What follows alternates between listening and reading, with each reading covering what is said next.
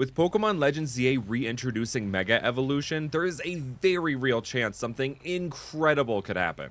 Mega Evolutions to regional forms. So to give an idea of what that could be like, let's give some Megas to already existing regional forms. Hey everyone, Brandon here. We covered this idea on the channel way back when, so make sure to check out that video if you haven't. Also hit that like button, subscribe, and leave a comment if you want to see more content just like this. So to start us off, we're headed to the Alola region with one of the first regional forms ever introduced, Alolan Exeggutor.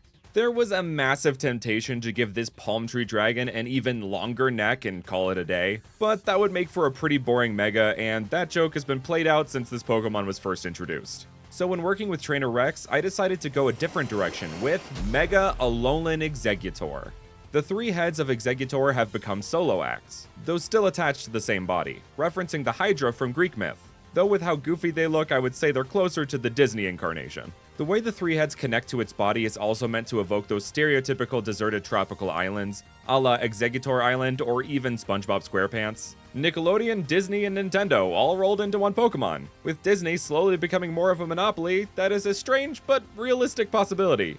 Yay, capitalism! Anyway, Mega Alolan Exeggutor through Mega Evolution and its newly proportioned body has gained some more of that psychic power as seen in its Cantonian form, manifesting in its new ability Mind Over Matter, which works like Steelworker, boosting the power of psychic type moves by 50%. This would help Alolan Exeggutor's move pool, which is still surprisingly full of psychic type moves, and give it mastery over 3 different types, much like it has mastery over its 3 heads. Or I guess 4 if you count this little cutie. As far as stats, with the boosted 100 to its BSD, I would pump 60 into special attack and 40 into physical attack, making Mega Alolan Exeggutor a very slow but powerful attacker. And if you take issue with any of the stat changes I make in this video, just a reminder, I'm the ideas demi guy, not the competitive demi guy. We have another cutie with Alolan Raichu who's next. Mega Pikachu isn't ever going to be a possibility, so I feel like giving this Pokemon a Mega is the closest thing we will get, considering it references 2 different Pikachu forms in its inspirations, and with how gosh darn friend-shaped it is. So to keep that friend shape and reference another form of Pikachu, I worked with Deems Fakemon to create Mega Alolan Raichu.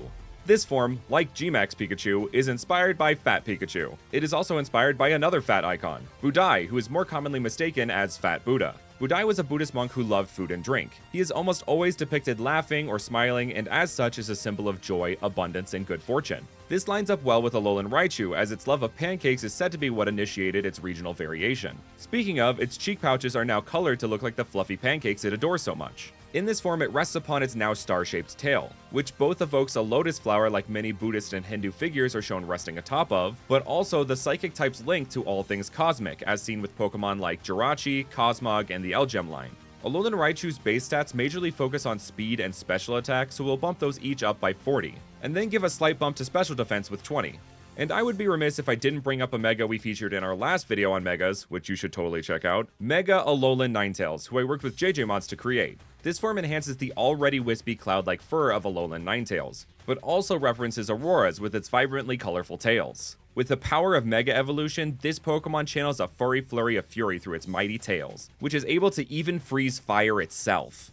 If you enjoy my videos, consider becoming a member. It really helps me pay the wonderful artists I work with to make these Fakemon. And you get perks like early access to videos, a thank you at the end of my videos, and if you become the Art Mage tier, you directly pay for 1 Fakemon design a month that you're credited for and receive a high quality image of. So make sure to hit that join button, it really does help.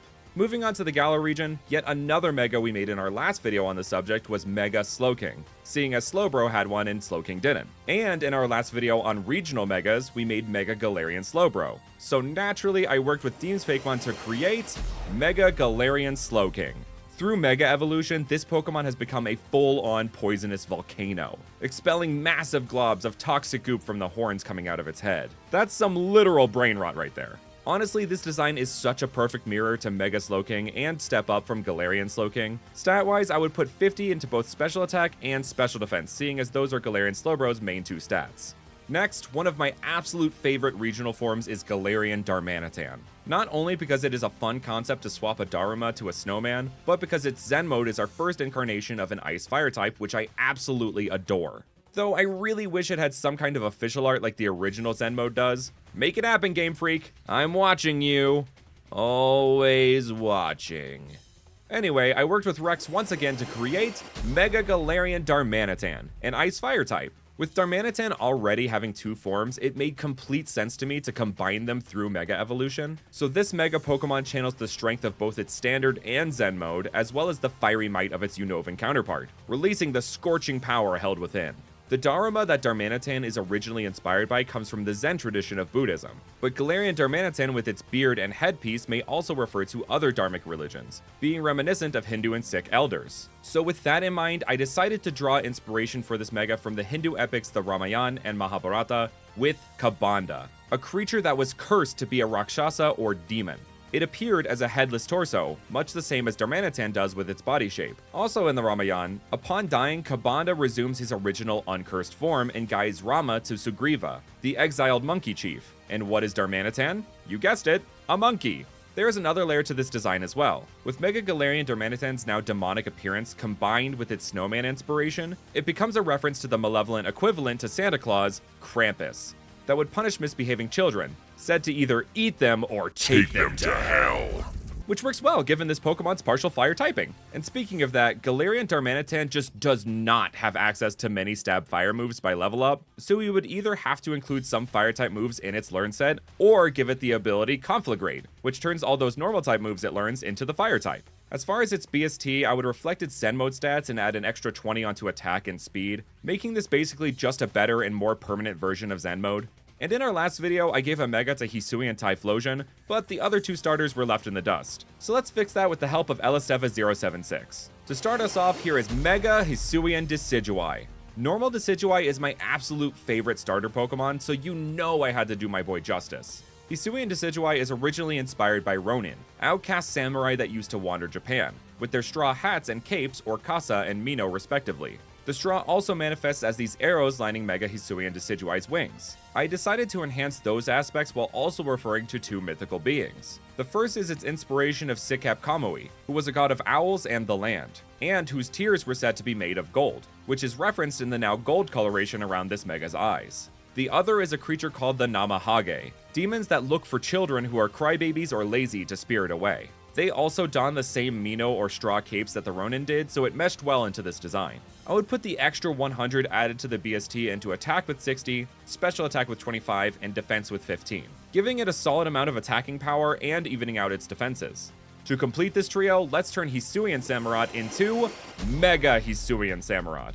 Good heavens, it stood up! The horror! Yes, to properly get across its inspirations, becoming bipedal was necessary. So like Decidueye, Samurott is inspired by Ronin, but unlike the other 2 starters, it doesn't seem to have any clear connection to Ainu gods. So I decided to fix that by pulling in the inspiration of Rep-Un Kamui, an Ainu god of the sea, who is usually depicted as a mischievous young man with a harpoon, which fits Samurott's dark type well. We changed the scimitars into one big crooked harpoon to match the god, and gave it this longer hair to reference yet another Ainu god, Kenisunarpe, a blood-drinking monster with long hair that preys upon hunters, leading them to a swamp and ultimately their demise. Further playing into both Samurott's water and dark typing. To reflect its new bulky physique, for its BST I would add 60 into attack, and then 20 into special attack, defense, and special defense, making Mega Hisuian Samurott an all-rounder that packs a decent physical punch. And those are what some Mega regional Pokemon could look like. Thanks so much to our wonderful members who you can see on screen for supporting this channel with their hard-earned money, and you can join them by hitting that join button. Thank you so much for watching, and I will see you all next time.